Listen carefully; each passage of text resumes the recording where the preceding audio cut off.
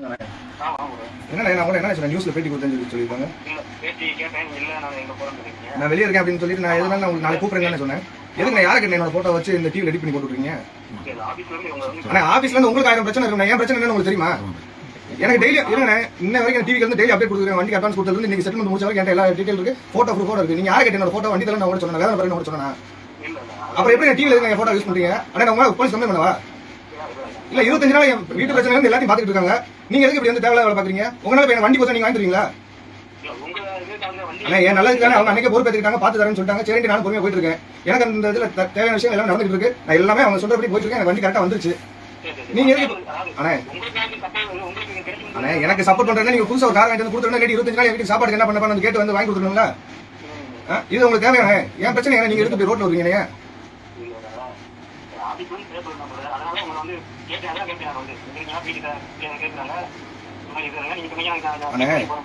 நியூஸோட சட்டப்படி நீங்க ஒரு விஷயத்தை தெரிஞ்சுங்க.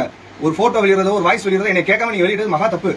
நீங்க என்கிட்ட பேட்டி கொடுக்குறீங்கன்னு கேட்டீங்க ஃபர்ஸ்ட். நான் என்ன சொன்னேன்? ஆனா இல்ல நான் இதனால பேசிட்டு கூப்பிடுறேன் எல்லா வேலையும் பேசிட்டு இருக்காங்க அப்படின்னு நான் தான் உங்கள்ட்ட சொன்னேன். அப்ப யாரை கேட்டு என்னோட போட்டோ வச்சு வீடியோ எடிட் பண்ணி போட்டீங்க வாய்ஸ் ரெக்கார்டோட? ஆனா உங்க ஆபீஸ்ல சொன்னா நீங்க போய் இது பண்ணுங்க. எதுக்கு என் போட்டோ என்னோட வீடியோ போடுறீங்க?